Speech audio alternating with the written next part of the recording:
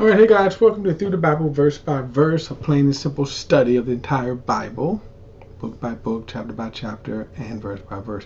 Now, I'm going to do something a little different because the first 5 books of Moses, we're in some sections where he's giving instructions of in this case, the instructions for the building of the tabernacle. The tabernacle is a tent. It was a large tent, but it was really a portable temple. It is the place where the priests will carry out the worship functions. So in this is the instruction that Moses is receiving on how to build it. Now, when we get past chapter 32 and going to the end of Exodus, it will be the actual preparing, the actually building. So what I'm going to do is I'm not going to read every instruction because it is quite tedious, and I will show you in just a moment right here. All right, let me bring it up, and again, I'm going to show you how I'm just going to highlight some of the statements. It says, you are to construct the tabernacle itself with 10 curtains. You must make them of finely spun linen and blue, purple, and scarlet yarn with a design of cherubims worked into them. The length of each curtain should be 42 feet and the width of each curtain 6 feet. And all of the curtains ought to have the same measurements. Now, again, this is going to be repeated over and over and over again. So again, I'm just going to highlight it and just go through. Because again, you see the same thing. You're going to make the curtains of goat hair for the tent over the tabernacle. Make 11 of these curtains. Again, the length of each curtain should be 45 feet and the width of each curtain 6 feet. So again, just some of these instructions. You have to make 5 crossbars of the archery wood for the planks on each side of the tabernacle, the 5 crossbars for the planks on the other side of the tabernacle, the 5 crossbars for the planks on the back side of the tabernacles on the west. Again, these are just different. Verse 36, the entrance to the tent, you are to make a screen embroidered with blue, purple, and scarlet yarn, finely spun linen. Make 5 posts of archery wood for the screen and overlay them with gold. Their hooks are to be gold. You are to cast 5 bronze bases for them. I'm going to go to chapter 27. It says you are to construct an altar of archery wood. The altar must be 7.5 feet long, 7.5 feet wide. It must be 4.5 feet high. This is the altar. Make horns for it on its 4 corners. The horns ought to be of one piece. Now, by the way, later on you're going to see people who actually grab a hold of the horns, kind of a mercy, asking for a mercy thing, kind of mercy plea, grabbing a hold of the arms here. Again, the courtyard. It says you ought to make the courtyard for the tabernacle. Make the hangings of the south of the courtyard out of finely spun linen 150 feet long. I'm just going to read that just to show you the courtyard construction. The lamp oils. You are to command the Israelites to bring you pure oil from crushed olives for the light in order to keep the lamp burning continuously. I'm going to go to chapter 28. Again, if you go back and you read these, then I kind of encourage you to go and read them, but as I said, they're quite tedious. All right, verse 28. Have your brothers Aaron, his sons, come to you from the Israelites to serve me as priests. Aaron, his sons, Nadab and Abihu, Eleazar and Etmar, make holy garments for your brother Aaron for glory and beauty. Now, one of the things about the priest itself where you see this here, this instruction. Remember, Moses is the only one hearing this. The original instruction was the first males were to be dedicated really for the priesthood. God is changing that. It will be Aaron and his sons who will be the priests.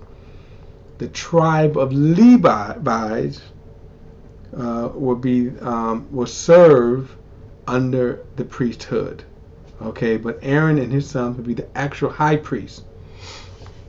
Okay, and later on, Jesus will make a statement. There was a priest and Levi, and the difference is that the priests were the sons of Aaron, and then the Levi were the general. They had the tribe of Levi was set apart for the work of the priestly ministries. Okay, so here they are to make this garment. It says, make a holy garment for your brother Aaron, for glory and beauty, and then you are to instruct all skilled craftsmen whom I have filled with the spirit of wisdom, to make Aaron's garment for consecrating him to serve me as priest.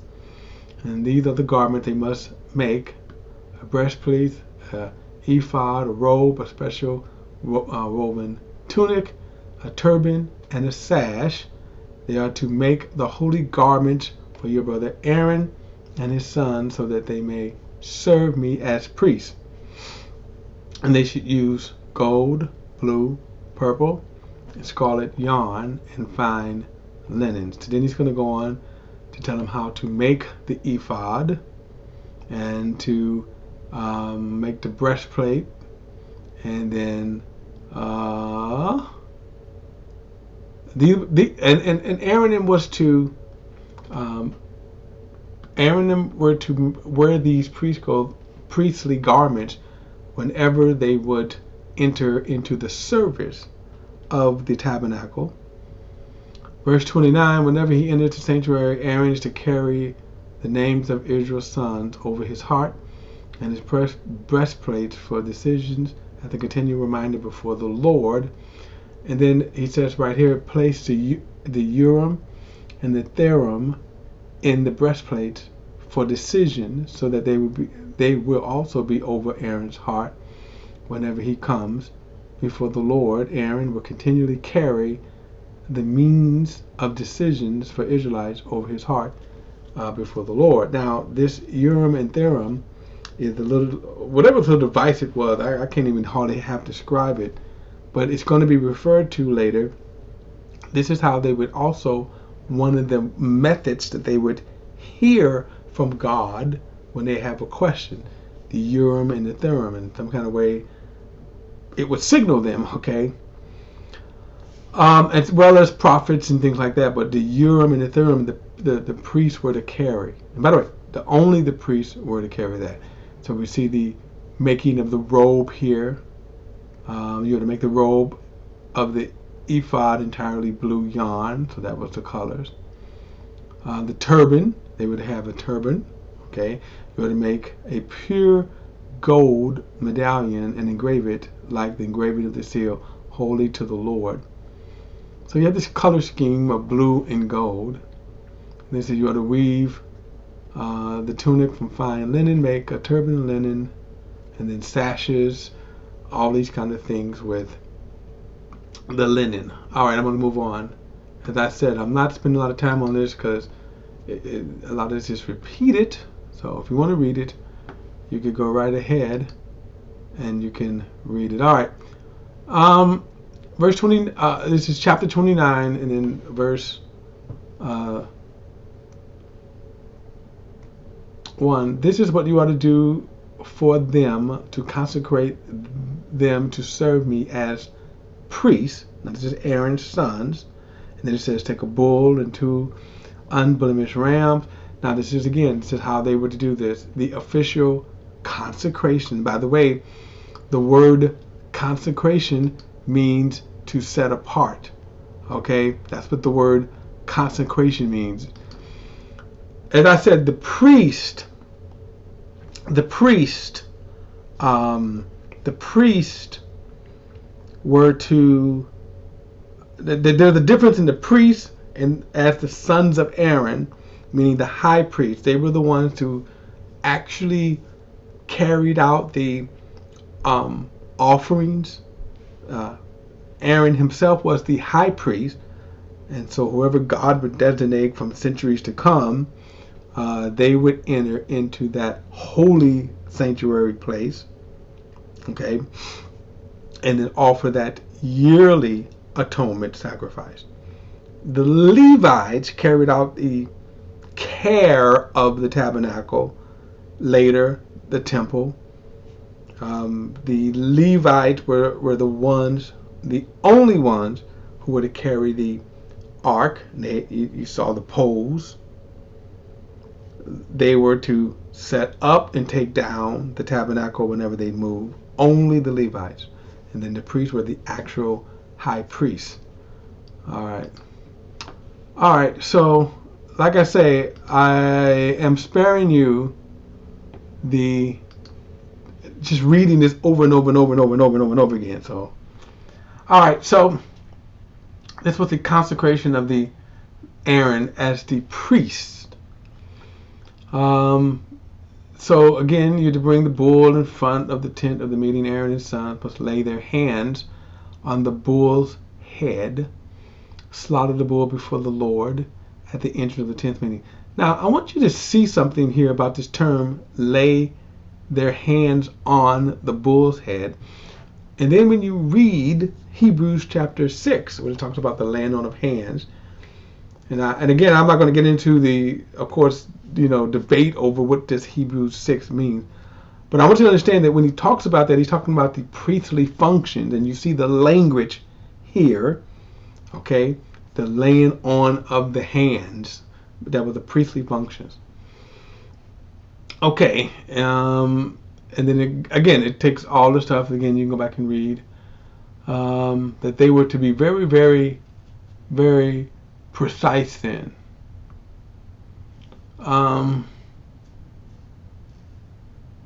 Let's see, where am I going to go here? Taking some of the fat, take the breast, ram, either all, again, these were the functions that they were to do. Notice that you would take the ram of ordination and boil its flesh in the holy place. Now, again, a lot of this don't apply for it. That's why I'm not spending a lot of time on it. And then it says, this is what you're to do for Aaron and his sons based on all I've commanded you, verse 35. Take 7 days to ordain them, sacrifice a bull as a sin offering for each day for the atonement. Purify the altar when you make the atonement for it, and anoint it under the and anoint it in order to consecrate it. All right, let me go on. I'm just highlighting some of these here. Chapter 30. Verse 1, you ought to make an altar for the burning of incense. Make it of archery wood. It must be square, 18 inches long, 18 inches wide. It must be 36 inches high. Then you go on. And then verse 7, Aaron must burn fragrant incense on it. He must burn it every morning when he tends the lamp. So again, look at verse 10. Once a year, Aaron is to perform the purification rite on the horn of the altar. Throughout your generations, he is to perform the purification rite for it once a year with the blood of the sin offering and the atonement. The altar is especially holy to the Lord. The Lord spoke to Moses, when you take a census of the Israelites to register them, each of the men must pay a ransom for himself to the Lord as they are registered. Then no plague will come on them as they are registered. Everyone is to register must pay a half shekel according to the sanctuary. Shekel 20 geraj to the shekel. The half a shekel is a contribution to the Lord. Each man who is registered 20 years old or more must give this contribution to the Lord. The wealthy may not give more, the poor may not give less than half a shekel when giving the contribution to the Lord to atone for your lives. Let me skip down to see. The Lord spoke to Moses, make a bronze basin for washing, and a bronze stand for it. Now again, you see this language in Hebrews chapter 6. The only reason I want to bring it out, the laying of the hands. And I think in some translation it's referred to baptisms, but it's actually washings. You see this language here. Verse 19, Aaron and his sons must wash their hands and their feet from the basins whenever they enter the tent meeting and approach the altar to minister by burning up an offering to the Lord. They must wash with water so that they will not die. So it's kind of this ritual priestly washings so they can perform the duties so that they won't die, he says. Knowing it all, the Lord spoke to Moses, take for yourselves the finest spices, 12.5 pounds of liquid myrrh, half as much, 6 pounds, fragrant cinnamon, 6.25 pounds, fragrant cane, 12.5 pounds of cassie by the sanctuary shekel, 1 gallon of olive oil. Prepare from these a holy anointing oil, a scented blend, the work of perfume. It will be a holy anointing oil. With it you are to anoint the tent of the meeting, the ark of the testimony. They were to pour it over it, by the way.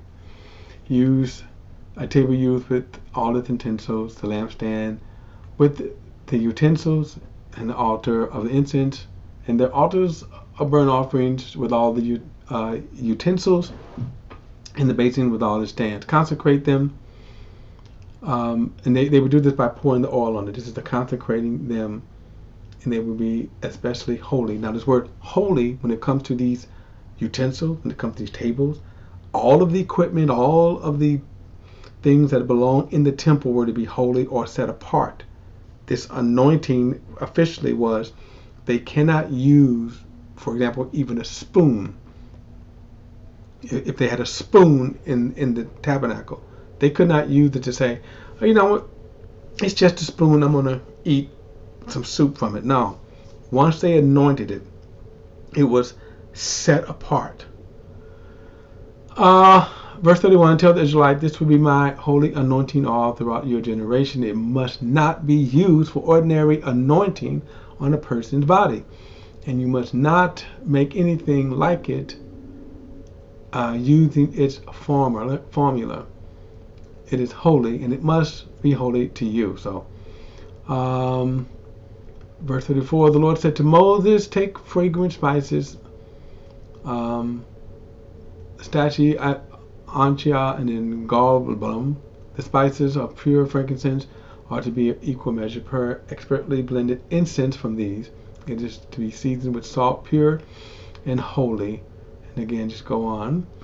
And I'm going to do chapter 31. It says, look, also, the Lord spoke to Moses, look, I've anointed by name Barzillai and the son of Uri, the Hur, and the tribe of Judah.